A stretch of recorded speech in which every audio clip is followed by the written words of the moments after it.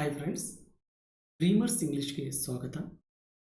So ಹಿಂದಿನ ಕ್ಲಾಸಲ್ಲಿ ನಾವು ಈ ಸಾನೆಟ್ಟು, ಲಿರಿಕ್ ಮತ್ತು ಬ್ಯಾಲೆಡ್ಗಳ ಬಗ್ಗೆ ತಿಳ್ಕೊಂಡಿದ್ದೀವಿ. ಎಷ್ಟು ಆ ಫಾರ್ಮ್ಗಳು ನಮಗೆ ಉಪಯೋಗ ಆಗ್ತವೆ ಅನ್ನೋದನ್ನು ನಾವು ನೋಡಿದ್ದೀವಿ. ಒಬ್ಬ ಲಿಟ್ರೇಚರ್ ವಿದ್ಯಾರ್ಥಿ ಆದಮೇಲೆ ಫಾರ್ಮ್ಗಳನ್ನು ತಿಳ್ಕೊಳ್ಳೋದು ಅಷ್ಟೇ ಮಹತ್ವದಾಗಿರುತ್ತೆ. ಸೊ ಇಂದಿನ ಕ್ಲಾಸಲ್ಲಿ ನಾವು ಏನು ಮಾಡೋಣ ಅಂತಂದರೆ, ಈ ವಾಟ್ ಈಸ್ ಲಿಟ್ರೇಚರ್ ಅನ್ನೋದ್ರ ಬಗ್ಗೆ ನೋಡೋಣ. ಪ್ರತಿಯೊಬ್ಬ ಲಿಟ್ರೇಚರ್ ವಿದ್ಯಾರ್ಥಿಯು ಏನಿದು ಸಾಹಿತ್ಯ, what is literature, why it has become so popular in the world, and what are the aspects of literature, how literature gives the pleasure, how it reflects the society, how it makes the life more beautiful. So ಈ ರೀತಿ ಆದಂಥ ಸಾಕಷ್ಟು ಪ್ರಶ್ನೆಗಳಿಗೆ ನಾವು ಉತ್ತರ ಹುಡುಕ್ತಾ ಹೋಗೋಣ ಈ ಒಂದು ವಿಡಿಯೋದಲ್ಲಿ. ಸೊ ಈಗ ನಾವು ಈ ವಿಡಿಯೋನ ನೋಡೋಣ.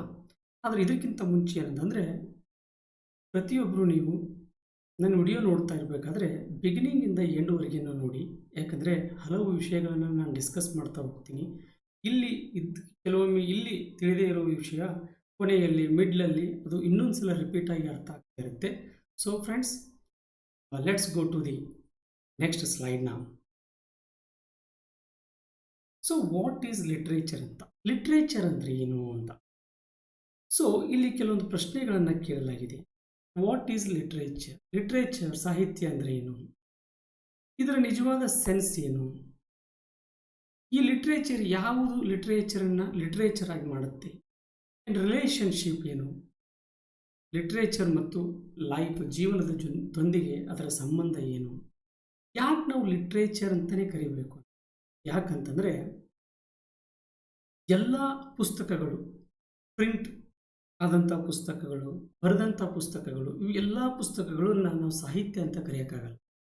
ಯಾಕಂದರೆ ಸಾಹಿತ್ಯ ಅಂತ ಕರಿಬೇಕಾದ್ರೆ ಅಲ್ಲಿ ಕೆಲವೊಂದು ಮಾನದಂಡಗಳು ಬರ್ತವೆ. ಏನಂದರೆ, ಒಂದು ಪುಸ್ತಕದಲ್ಲಿ ಇರತಕ್ಕಂತಹ ಆ ಅಕ್ಷರಗಳು ಅವು ಒಂದು ಸರಿಯಾದ ಫಾರ್ಮೆಟಲ್ಲಿ ಇರಬೇಕು. ಫಾರ್ಮೆಟ್ ಅಂತಂತಂದರೆ A4, ಲೀಗಲ್, ಈ ರೀತಿ ಅಲ್ಲ.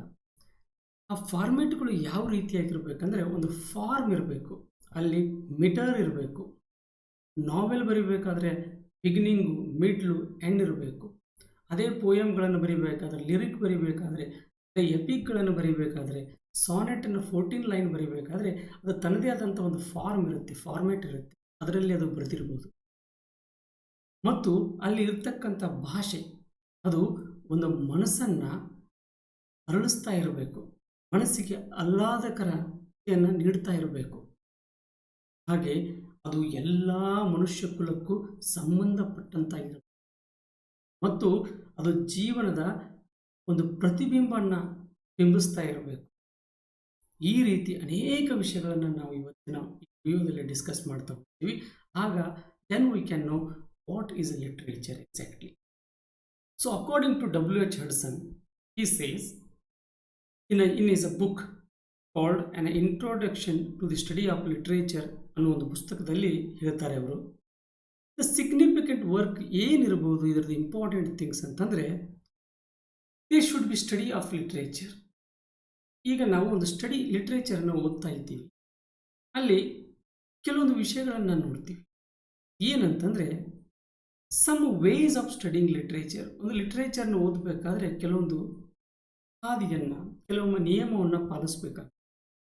ಯಾಕಂದರೆ ಈ ಲಿಟ್ರೇಚರಿಗೆ ಬೌಂಡ್ರಿ ಅನ್ನೋದಿಲ್ಲ, ಅದಕ್ಕೊಂದು ಲಿಮಿಟ್ ಅಂತಿಲ್ಲ. ಅದು ಎಲ್ಲದನ್ನು ಮೀರಿದ್ದು ಒಬ್ಬ ಮನುಷ್ಯನ ಒಂದು ಅನುಭವವನ್ನು ಹೇಳಿಕೊಡ್ತಾ ಇರೋದು, ಅದು ಮನುಷ್ಯನ ಜೀವನದ ಪ್ರತಿಬಿಂಬವನ್ನು ತೋರಿಸ್ತಾ ಇರೋದು. So that's why the literature is very important. It cannot be regarded as literature when, ಇದನ್ನು ನಾವು ಲಿಟ್ರೇಚರ್ ಅಂತ ಕರೆಯಲ್ಲ. ಯಾವುದನ್ನು ಬರೀ ಪುಸ್ತಕಗಳ ಸೆನ್ಸ್ ಆಫ್ ಬುಕ್ಸ್, ಒಂದು ಪುಸ್ತಕಗಳು, ಆ ಪುಸ್ತಕದಲ್ಲಿ ಏನಿರಬೇಕಂದ್ರೆ ಒಂದು ಲಿಟ್ರೇಚರ್ ಕರಿಬೇಕಾದ್ರೆ ಅಲ್ಲೊಂದು ಲಿಟ್ರರಿ ಸೆನ್ಸ್ ಇರಬೇಕು. ಒಂದು ಲಿಟ್ರರಿ ಅಂದರೆ, ನಾವು ಇವತ್ತು ಆಡಭಾಷೆಯಾಗಿ ಮಾತಾಡ್ತಾ ಇದ್ದೀವಿ. ಅದೇ ಆಡಭಾಷೆಯನ್ನು ಒಂದು ಪೋಯಮ್ ಪದ್ಯ ರೂಪದಲ್ಲಿ ಬರೆದು ಇನ್ನೊಬ್ಬರಿಗೆ ಕೇಳಿಸಿದಾಗ ಅದು ಆಹ್ಲಾದಕರ ಅನ್ಸಕ್ಕೆ ಸ್ಟಾರ್ಟ್ ಆಗುತ್ತೆ. ಯಾಕಂದರೆ ಅದೊಂದು ಸರಿಯಾದ ಫಾರ್ಮೆಟಲ್ಲಿ ಬಳಸಿರ್ತೀವಿ, ಅಲ್ಲಿ ಬಳಸುವ ಭಾಷೆ ತುಂಬ ಬದಲಾಗಿರುತ್ತೆ. ಸೊ ಇವುಗಳನ್ನು ನೋಡಿದಾಗ ಇಂಪಾರ್ಟೆನ್ಸ್ ಏನು ಅನ್ನೋದು ಗೊತ್ತು. ಸೊ ಈಗ ನೋಡೋಣ ಹಾಗೆ ಮುಂದೆ. So literature means whatever that is written or printed. ನಮ್ಮ ಪ್ರಕಾರ ಕೆಲವೊಬ್ರು ಏನು ಹೇಳ್ತಾರೆ ಅಂದರೆ ಲಿಟ್ರೇಚರ್ ಅಂದರೆ ಏನಪ್ಪ ಅಂದರೆ ಪುಸ್ತಕದ ಮೇಲೆ ಪ್ರಿಂಟ್ ಆಗಿದ್ದು ಇಲ್ಲ ಬರೆದಿದ್ದು ಎಲ್ಲದನ್ನು ಲಿಟ್ರೇಚರ್ ಅಂತ ಕರೀತಾರೆ.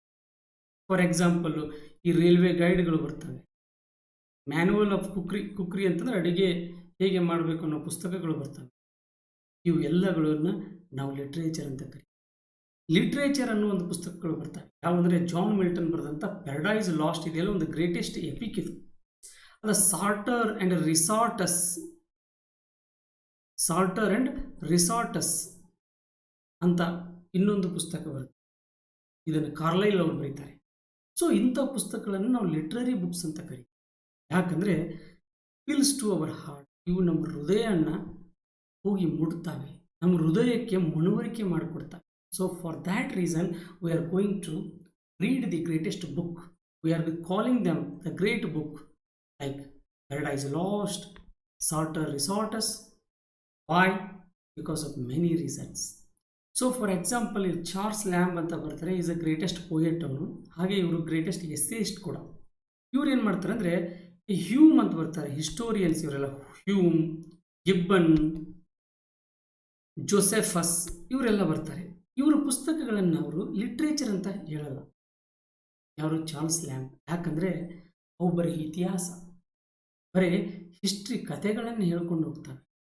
ಅಲ್ಲಿ ಒಂದು ಸರಿಯಾದ ಫಾರ್ಮ್ಯಾಟ್ ಇಲ್ಲ, ಅಲ್ಲಿ ಒಂದು ಕಲರ್ ಇಲ್ಲ, ಇವೆಂಟ್ ಇಲ್ಲ, ಅದು ಯಾವುದೋ ಒಬ್ಬ ಮನುಷ್ಯನ ಹೃದಯವನ್ನು ಮುಟ್ತಾ ಇಲ್ಲ, ಅಲ್ಲಿ ಭಾಷೆಗಳು ಡಿಫ್ರೆಂಟ್ ಆಗಿಲ್ಲ. So that's why he doesn't want to call them as a literature. ಅದೇ ರೀತಿ ಹಾಲಮ್ ಕ್ರಿಟಿಕ್ ಬರ್ತಾನೆ, ಗ್ರೇಟ್ ಕ್ರಿಟಿಕ್, ವಿಮರ್ಶಕ. ಹಾಲಮ್ ಏನು ಹೇಳ್ತಾನೆ ಅಂದರೆ ಬುಕ್ಸ್ ಆಫ್ ಥಿಯೋಲಜಿ ಅಂದರೆ ಈ ಧಾರ್ಮಿಕ ಪುಸ್ತಕಗಳು, ಮೆಡಿಸಿನ್ ಆ್ಯಸ್ ಅ ಲಿಟ್ರೇಚರ್ ಅಂತ ಕರೀತಾರೆ. ಒಂದು ಈ ಧಾರ್ಮಿಕ ಪುಸ್ತಕಗಳು, ಈ ಮೆಡಿಕಲ್ ಬುಕ್ಸ್ಗಳು ಎಲ್ಲನೂ ಲಿಟ್ರೇಚರ್ ಅಂತ ಕರೀತಾರೆ. ಅದು ನಿರ್ದಿಷ್ಟವಾಗಿ ಯಾವುದು ಲಿಟ್ರೇಚರ್ ಅಂತ ನಾವು ಒಂದು ಜಜ್ಮೆಂಟಲ್ಲಿ ಹೇಳೋಕ್ಕಾಗಲ್ಲ ಅನ್ನುವ ದೃಷ್ಟಿಯಿಂದ ಈ ಒಂದು ವಿಷಯನ ತಿಳಿಸಲಾಗುತ್ತೆ. ಯಾಕಂದರೆ literature different from mere writing. ಒಂದನ್ನು ನಾವು ಅರ್ಥ ಮಾಡ್ಕೋಬೇಕು. According to W H. Hudson, what he says that literature different from mere writings. ಈ ಮೇರ್ ರೈಟಿಂಗ್ಸ್ ಅಂದರೆ ಬರೀ ಬರೆದಂಥ ಪುಸ್ತಕಗಳು, ಬರೀ ಬರೆದಂಥ ಕೃತಿಗಳು, ಇವೆಲ್ಲ ಇದಕ್ಕಿಂತ ಡಿಫ್ರೆಂಟ್ ಆಗಿರೋದು ಲಿಟ್ರೇಚರ್. ಇಲ್ಲಿ ಏನೇ ಇರುತ್ತೆ ಲಿಟ್ರೇಚರ್ ಅನ್ನೋದು ಹೇಳ್ತಾ ಹೋಗ್ತಾರೆ. Have un confronted this difficulty 3 criteria that make literature. W H. Hudson ಅವರ ಪ್ರಕಾರ 3 ಇಂಪಾರ್ಟೆಂಟ್ ವಿಷಯಗಳು ಒಂದು ಪುಸ್ತಕವನ್ನು ಲಿಟ್ರೇಚರ್ ಆಗಿ ಕನ್ವರ್ಟ್ ಮಾಡುತ್ತೆ. ಲಿಟ್ರೇಚರ್ ಇನ್ ಟ್ರೂ ಸೆನ್ಸ್, ನಿಜವಾದ ಒಂದು ಅರ್ಥದಲ್ಲಿ ಹೇಳುತ್ತೆ 3 ಇಂಪಾರ್ಟೆಂಟ್ ಥಿಂಗ್ಸ್. ಆ 3 ಇಂಪಾರ್ಟೆಂಟ್ ಥಿಂಗ್ಸ್ ಇದ್ದರೆ ಅದಕ್ಕೆ ನಾವು ಲಿಟ್ರೇಚರ್, ಸಾಹಿತ್ಯ ಅಂತ ಕರಿಬೋದು. ಒಂದು ಪುಸ್ತಕಕ್ಕೆ ಯಾವುದ್ಯಾವುದಂದರೆ ಜನರಲ್ ಹ್ಯೂಮನ್ ಇಂಟ್ರೆಸ್ಟ್ ಅಂತ. ಜನರಲ್ ಹ್ಯೂಮನ್ ಇಂಟ್ರೆಸ್ಟ್ ಅಂತಂದರೆ ಅದರಲ್ಲಿ ಒಂದು ಪುಸ್ತಕ, when we are reading A book, ಒಂದು ಪುಸ್ತಕ ಓದಬೇಕಾದ್ರೆ ಅದರಲ್ಲಿ ಅದು ಪ್ರತಿಯೊಬ್ಬ ಮನುಷ್ಯನ ಹೃದಯವನ್ನು ಮುಟ್ತಾ ಇರಬೇಕು. There should be a common interest, there should be a love towards whole humankind. So which are they? He is going to give some important points. Work of literature does not appeal to particular mass. ಒಂದು work of literature, ಒಂದು ಪುಸ್ತಕ ಬರೀ ಒಂದು ನಿರ್ದಿಷ್ಟವಾದ ಜನ, mass ಅಂತಂದರೆ ಒಂದು ಗುಂಪು, ಒಂದು ಸಮುದಾಯ, the mass of people of a particular era, ಒಂದು ಯುಗದ ಒಂದು ಪರ್ಟಿಕ್ಯುಲರ್ ಆದಂಥ ಜನ ಅಥವಾ ಗುಂಪದ ಬಗ್ಗೆ ಹೇಳಲ್ಲ. ಅದು ಒಂದು ಲಿಟ್ರೇಚರ್ ಏನು ಮಾಡುತ್ತಂದರೆ touches the hearts of all. ಈ ಜಗತ್ತಿನ ಪ್ರತಿಯೊಬ್ಬ ಸಾಮಾನ್ಯ, ಬಡವ, ಶ್ರೀಮಂತ, ನೆಕ್ಸ್ಟು ಹೆಣ್ಣು ಮಕ್ಕಳು, ಈ ಎಲ್ಲರ ಹೃದಯನ ಮುಟ್ಟುತ್ತೆ. So it touches the heart of thousands, lakhs and crores of the people. When you read one book like Leo Tolstoy ಅವರ ವಾರ್ ಆ್ಯಂಡ್ ಪೀಸ್ ಓದಿದಾಗ ನಾವು ಭಾರತೀಯರು ಅದೇ ಫೀಲ್ ಮಾಡ್ಕೊಳ್ತೀವಿ, ರಷ್ಯನ್ನು ಅದೇ ಫೀಲ್ ಮಾಡ್ಕೊಳ್ತೀವಿ, ಒಬ್ಬ ಇಂಗ್ಲೀಷ್ ಅನ್ನೇ ಫೀಲ್ ಮಾಡ್ತೀವಿ. ಯಾಕಂದರೆ it's called a greatest book because it is going to touch the heart of everybody. It is giving you general human interest ಇರುತ್ತೆ. ಪ್ರತಿಯೊಬ್ಬ ಮನುಷ್ಯನ ಇಂಟ್ರೆಸ್ಟ್ ಅದರ ಮೇಲೆ ಬರುತ್ತೆ. ಯಾಕಂದರೆ ಆ ಮನುಷ್ಯನ ಒಂದು ಹೃದಯನ ಗೆಲ್ಲುತ್ತೆ, ಮನುಷ್ಯನ ಅನುಭವವನ್ನು ಬರೆಯುತ್ತೆ. Next, there is not gender biased. ಅಲ್ಲಿ ನಾವು ಲಿಂಗ ಭೇದ ನೋಡಲ್ಲ. ಆ ಲಿಟ್ರೇಚರಲ್ಲಿ ಇವರು ಹೆಣ್ಣು ಗಂಡು, ತೃತೀಯ ಲಿಂಗ, gay, eligibility community, man, woman, there is no any discrimination. ಅದು ಟೈಮ್ ಬೌಂಡ್ ಅಲ್ಲ. ಅದು ಒಂದು ಸಮಯಕ್ಕೆ ಸಂಬಂಧಪಟ್ಟದ್ದಲ್ಲ. ಒಂದು ಲಿಟ್ರೇಚರ್ ಅನ್ಬೇಕಾದ್ರೆ today, tomorrow, yesterday and even the day after tomorrow or in a future, ಅಲ್ಲಿವರೆಗೇನು ಇರುತ್ತೆ. ಮಾನವ ಕುಲ, ಈ ಭೂಮಿ ಜಗತ್ತಿರುವವರೆಗೇನು ಬುಕ್ ಒಂದು ಗ್ರೇಟ್ ಬುಕ್ ಆಗಿ ಉಳಿಯುತ್ತೆ. ಯಾಕಂದರೆ ಅಲ್ಲಿ ಹ್ಯೂಮನ್ ಇಂಟ್ರೆಸ್ಟ್ ಇರುತ್ತೆ ಜನರಲ್ ಆಗಿ. So again, what is the subject matter of a general human interest? He is going to tell you the subject matter of a human interest. Here the humans, the experience is there, is a heart, love, and everything is described in that book. So that's why this is the main point. What there should be a general human interest ಇರಬೇಕು. ಅಂದರೆ ಅದಕ್ಕೆ ನಾವು literature ಅಂತ ಕರಿತೀವಿ ಆ ಪುಸ್ತಕ. ಇನ್ನು second point, element of form ಇರಬೇಕು. ಈಗ ಎಲ್ಲ ಪುಸ್ತಕಗಳನ್ನು ನಾವು ಒಂದು ಗ್ರೇಟ್ ಬುಕ್ಕು ಇದು ಸಾಹಿತ್ಯ ಅಂತ ಹೇಳೋಕ್ಕಾಗಲ್ಲ. ಯಾಕಂದರೆ ಅಲ್ಲಿ ನಿರ್ದಿಷ್ಟವಾದ ಒಂದು ಫಾರ್ಮ್ ಇಲ್ಲ. ಫಾರ್ಮ್ ಅಂದರೆ ಈಗ ಒಂದು ಸಾನೆಟ್ ಬರೀಬೇಕಾದ್ರೆ ಅಲ್ಲಿ 14 ಸಾಲುಗಳು ಇರಬೇಕು, ಅಲ್ಲಿ ರೈಮ್ ಇರಬೇಕು, ಮಿಟರ್ ಇರಬೇಕು, ಅಲ್ಲಿ ಇರ್ತಕ್ಕಂಥ ಕ್ವಾಟ್ರೈನ್ ಇರಬೇಕು, ಸೆಸ್ಟೇಟ್ ಇರಬೇಕು, ಆಕ್ಟೇವ್ ಇರಬೇಕು, the style of Petrarchan, the style of Shakespeare, ಇದು ಎಲ್ಲನೂ ಇರಬೇಕು. ಒಂದು ಫಾರ್ಮಲ್ಲಿ ಇರಬೇಕು. ಅಲ್ಲಿ ಬಳಸ್ತಕ್ಕಂಥ ಭಾಷೆ ತುಂಬ ಡಿಮಾಂಡೆಡ್ ಆಗಿರಬೇಕು, ಗ್ಲೋರಿಯಸ್ ಆಗಿರಬೇಕು, ರಿಚ್ ಆಗಿರಬೇಕು. It should talk of something. So that is called form. ಒಂದು ಫಾರ್ಮಲ್ಲಿ ಒಂದು ವಿಷಯವನ್ನು ಬರೆದ್ರೆ ಅದಕ್ಕೆ ನಾವು ಲಿಟ್ರೇಚರ್ ಅಂತ. For example is going to tell from form of literary work. ಈ ರೀತಿ ಫಾರ್ಮ್ ಆಫ್ ಲಿಟ್ರರಿ ವರ್ಕ್ ಇದ್ದರೆ ಅಲ್ಲಿ ಏನಾಗುತ್ತೆ ಅಂದರೆ ಪ್ಲೀಸಸ್, ಅದು ನಮಗೆ ಸಂತೋಷವನ್ನು ಕೊಡುತ್ತೆ. ದ ಹಾರ್ಟ್ ಆಫ್ ರೀಡರ್ಸ್, ಪ್ರತಿಯೊಬ್ಬ ಓದುಗನ ಹೃದಯವನ್ನು ತಲುಪಿಸುತ್ತೆ, ಹೃದಯವನ್ನು ಗೆಲ್ಲುತ್ತೆ. ಪೊಯೆಟಿಕ್ ಫಾರ್ಮ್ ನಮಗೆ ಗೊತ್ತು, ಸಾಕಷ್ಟು ಸಾಂಗ್ಗಳು, ಲಿರಿಕ್ಗಳು, ಸಾನೆಟ್ಗಳು, ಎಪಿಕ್ಗಳು ಅವೆಲ್ಲ ಪೊಯೆಟಿಕ್ ಫಾರ್ಮ್ನಲ್ಲಿವೆ. The use of rhyming scheme, ಅಲ್ಲಿ ರೈಮ್ ಸ್ಕೀಮನ್ನು ಯೂಸ್ ಮಾಡಲಾಗಿದೆ. ಮೀಟರ್ಸ್ಗಳು ಇರ್ತವೆ, ಅದು ಇಯಾಂಬಿಕ್ ಪೆಂಟಾಮೀಟರ್ ಇರ್ಬೋದು, ಟೆಟ್ರಾಮೀಟರ್ ಇರ್ಬೋದು, ಇಯಾಂಬ್ ಇರ್ಬೋದು. So these all are called the meters. ಮತ್ತು more important than everything that is a figurative language ಇರುತ್ತೆ. ಒಂದು ಅಲಂಕಾರಿಕ ಭಾಷೆಯನ್ನು ಉಪಯೋಗಿಸಿರ್ತಾನೆ. ಆ ಭಾಷೆ ಸಾಕಷ್ಟು ಹೃದಯಗಳನ್ನು ಗೆಲ್ಲುತ್ತೆ.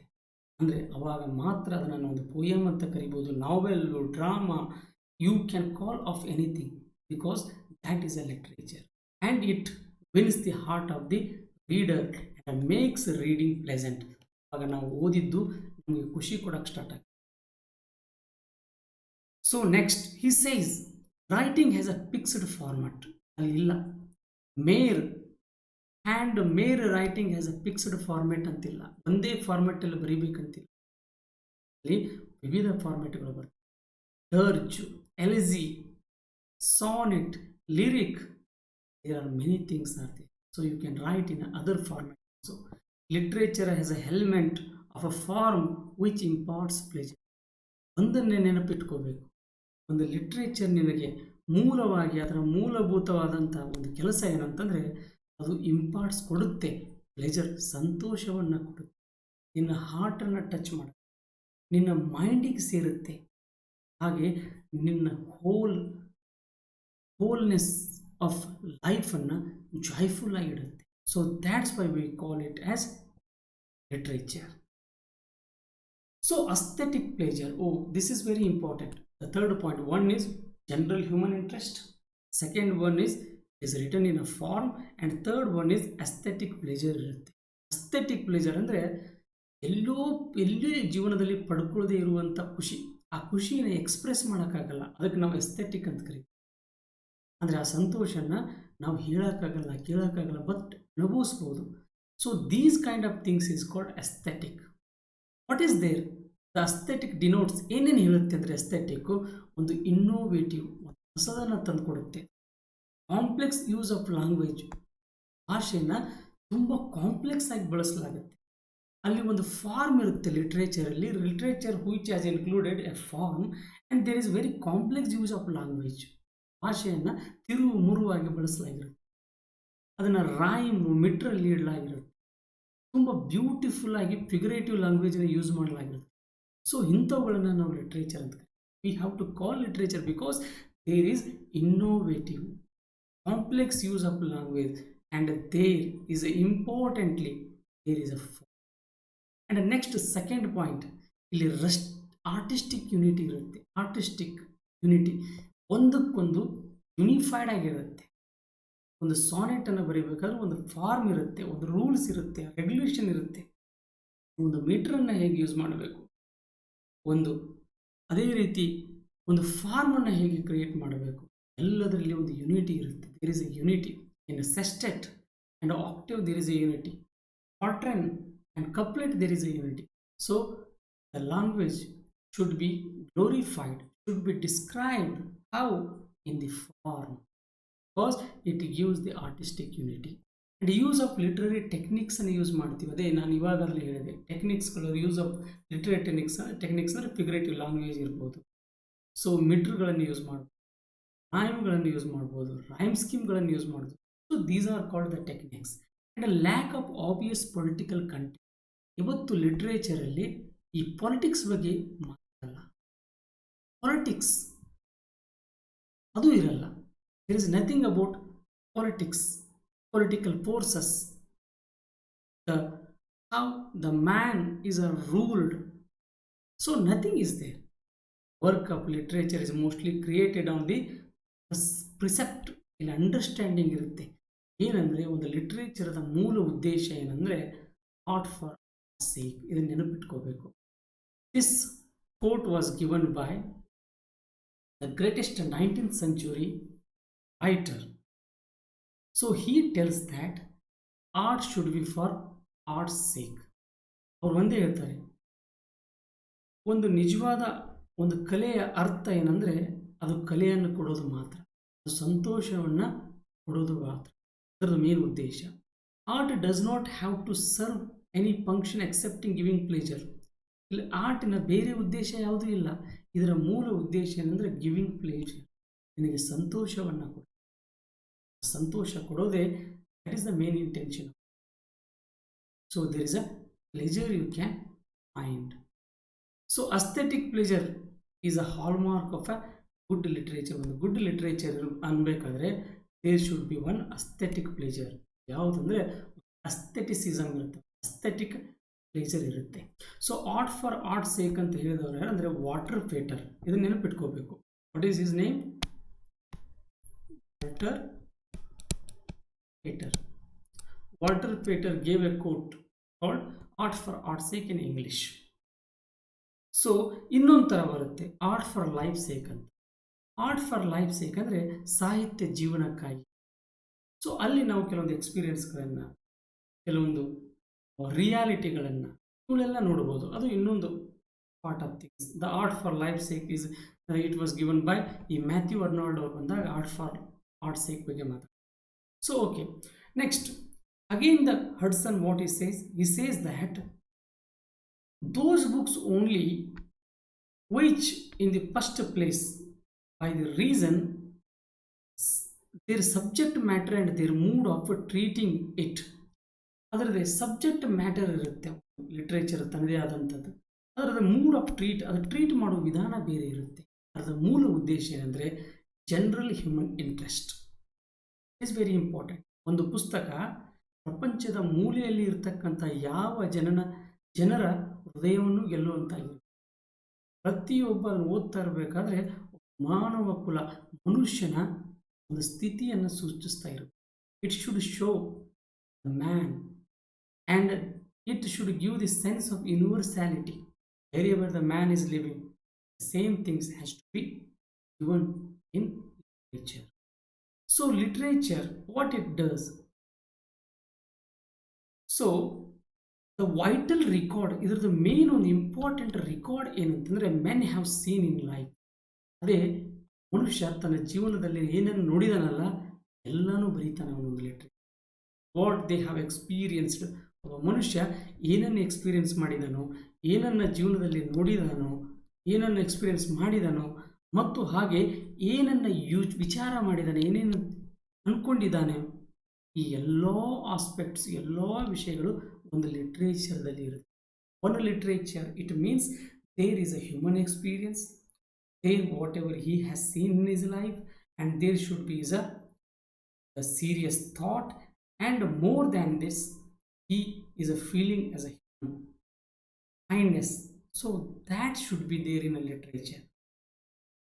Expression of life through the medium of language. ಇದನ್ನ ಎಲ್ಲನೂ ನಾವು ಏನು ಮಾಡ್ತೀವಿ ಅಂತಂದರೆ, ಎಲ್ಲ ಎಕ್ಸ್ಪೀರಿಯನ್ಸನ್ನು, ಒಂದು ಫೀಲಿಂಗನ್ನು, ಹಾಗೆ ಒಂದು ಥಾಟನ್ನು ಎಲ್ಲನೂ ಈ ಲ್ಯಾಂಗ್ವೇಜ್ ಅಂದರೆ ಒಂದು ಭಾಷೆಯ ರೂಪದಲ್ಲಿ ನಾವು ಬರೀತೀವಿ. ಆ ಭಾಷೆಯ ರೂಪದಲ್ಲಿ ಬರೆಯೋದಕ್ಕೆ ನಾವು ಲಿಟ್ರೇಚರ್ ಅಂತ, V call it as a literature. And next, ಈಗ ಲಿಟ್ರೇಚರ್ ಫಾರ್ ಲೈಫ್ ಅಂತ ನೋಡ್ತೀವಿ. ಲಿಟ್ರೇಚರ್ ಬೇರೆ ಅಲ್ಲ, ಜೀವನ ಬೇರೆ. ಯಾಕಂದರೆ ನಾವು ಬರೆದಂಥ ನಮ್ಮ ಅನುಭವಗಳು, ನಾವು ಬರೆದಂತಹ ಯಾವುದೋ ಒಂದು ವಿಷಯ, ಇದು ಎಲ್ಲಿಂದನೂ ಬೇರೆ ಎಲ್ಲಿಂದನೂ ಬಂದಿಲ್ಲ, ಅದು ನನ್ನ ಜೀವನದಿಂದ ಬಂದಿದೆ, ಜೀವನದ ಒಂದು ಭಾಗದಿಂದ ಬಂದಿದೆ. So that is, it is going to explain.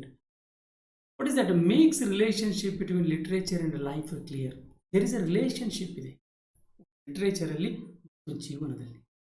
The great books grows directly out of life. ಒಂದು ಗ್ರೇಟ್ ಪುಸ್ತಕ ಅಂತಂದರೆ they grows directly out of life, ಜೀವನದಿಂದ, ಜೀವನದ ಹೊರಗಿನಿಂದ ಅದು ಬರುತ್ತೆ, ಜೀವನದ ಎಕ್ಸ್ಪೀರಿಯನ್ಸ್ಗಳಿಂದ ನಮಗೆ ಸಿಗುತ್ತೆ. There is, what is that? There is a large, close and a fresh relationship with. ನಮಗೆ ಜೀವನದಿಂದ ಎಲ್ಲನೂ ಸಿಗ್ತಾನೆ. ಅದರಿಂದ ನಾವು ಅದರ ಸಮೀಪ ಇದ್ಕೊಳ್ಳೋದ್ರಿಂದ ನಮ್ಮ ಅನುಭವಗಳನ್ನು, ನಮ್ಮ ವಿಚಾರಗಳು, ನಮ್ಮ ಫ್ರೆಶ್ನೆಸ್ಸು, ಇದು ಎಲ್ಲನೂ ಒಂದು literature. Literature comes out of human life. Literature ಮನುಷ್ಯನ ಜೀವನದ ಹೊರತಾಗಿನೂ ಬರುತ್ತೆ. It reflects the life of the ಇರಾ. ಹೊರತಾಗಿ ಅಂತಂದರೆ ಜೀವನದ ಕೆಲವು ಅನುಭವಗಳು, ಅವನ ವಿಚಾರಗಳು, ಇವೆಲ್ಲಗಳಿಂದ ಲಿಟ್ರೇಚರ್ ಬರುತ್ತೆ. ಈ ಲಿಟ್ರೇಚರು ಮನುಷ್ಯನ ಜೀವನದಿಂದ ಸೃಷ್ಟಿಯಾಗುತ್ತೆ ಅಂದಂಗೆ. ಅದು ರಿಫ್ಲೆಕ್ಟ್ಸ್, ಒಂದು ಲಿಟ್ರೇಚರ್ ಏನು ರಿಫ್ಲೆಕ್ಟ್ಸನ್ನು, ಏನು ಪ್ರತಿಬಿಂಬಿಸ್ತದೆ ಅಂದರೆ ಲೈಫ್ ಆಫ್ ದಿ ಇರಾ, ಒಂದು ಯುಗದಲ್ಲಿ ನಡೀತಕ್ಕಂಥ ಜೀವನ. If we are thinking about 16th century, if we are thinking about the Mughal rule, if we are thinking about the Mauryan era, so what we will find, we can see how the people were living, and whatever the piece of art or literature if you studied, you can find, because it gives a sense of the whole life of the people, their culture, action, their life, everything can be. In literature, the writer is very important. Artistically reports, ಅವನೊಂಥರ reporter ಇದ್ದಂಗೆ ಒಬ್ಬ writer. ಅಂದರೆ ಅವನು ಏನೇನು reports ಮಾಡ್ತಾನೆ ಅಂದರೆ experience of life, ಜೀವನದ ಪ್ರತಿಯೊಂದು ಅನುಭವವನ್ನು ಅದರಲ್ಲಿ record of man's dreams and ideals. ಹಾಗೆ ಅವನು ಏನೇನು ರೆಕಾರ್ಡ್ ಮಾಡ್ತಾನೆ ಅಂದರೆ ತನ್ನ ಕನಸುಗಳನ್ನು, ತನ್ನ ಐಡಿಯಲ್ಸ್, ತನ್ನ ಆದರ್ಶಗಳನ್ನು ಒಂದು ಪುಸ್ತಕದಲ್ಲಿ ಬರೀತಾನೆ. ಹಾಗೆ ಫೇಲ್ಯೂರ್ಸ್, ತನ್ನ ವಿಫಲತೆಗಳನ್ನು ಬರೀತಾನೆ. ಅಚೀವ್ಮೆಂಟ್ಸ್, ಸಾಧನೆಗಳನ್ನು ಬರೀತಾನೆ. ಡಿಸಪಾಯಿಂಟ್ಮೆಂಟ್ಸ್, ನಿರಾಶೆಗಳನ್ನು ಬರೀತಾನೆ. ಪ್ಲೆಜರ್ಸ್, ಸಂತೋಷವನ್ನು ಬರೀತಾನೆ. What is the literature? Literature is a record of man's dream, ideals, is a failures, is achievements, is a disappointments, is a pleasures, and he also writes about the motives, passions, on moha, prerane, and he writes about everything. It's totally, he writes his experiences and observations. ಅವನು ನೋಡಿದ್ದನ್ನು, ಅವನು ಅನುಭವಿಸಿದ್ದನ್ನು ಎಲ್ಲನೂ ಬರೀತಾನೆ. So ಅದಕ್ಕೆ literature is a product of. Literature ಬೇರೆ ಅಲ್ಲ, ಜೀವನ ಬೇರೆ. Literature ಹುಟ್ಕೊಳ್ಳೋದೇ ಜೀವನದಿಂದ, ಜೀವನದ ಒಂದು ಪ್ರಾಡಕ್ಟ್ ಅದು. So that literature is a literary product of. So this is very important. So I hope that you have understood what the literature, which has a direct relation between life. There is life, there is literature. So These all important points is given by Hudson. What Hudson says? He says that three things should be there. One is common interest of the second, literature should be written in a form with metrical language, with figurative language. There should be the time scheme. There should be a then it is called a and literature should give the aesthetic pleasure. It should make everybody happy. It when you read one book is nothing but it is a representative thoughts of the writer. His dreams, his ideals, his failures, achievements, disappointments, observation and experiences. Literature is none other than it is a product of. So friends, I hope that you have understood this. What is the literature it is? Literature means it has a broader sense. It has a beyond the boundary. There is limitless. It is an infinitive. So friends, I hope that you have understood it. If you really understood, if you really like my video, please subscribe it, share it, and don't forget to like it. So thank you.